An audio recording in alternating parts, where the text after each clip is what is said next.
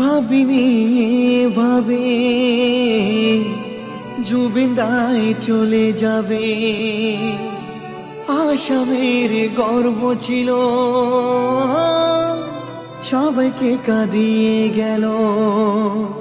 তার ভালোবাসার মানুষ সবাই আজ হারালো হুঁশ, সে আজ বিদায় জানালো। তোমার সুরে তোমার স্মৃতি, তোমার সুরে তোমার স্মৃতি অমর রাখতে চাই।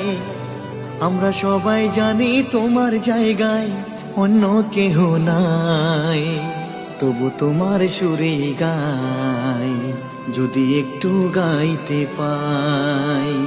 তবু তোমার সুরে গাই যদি একটু গাইতে পাই।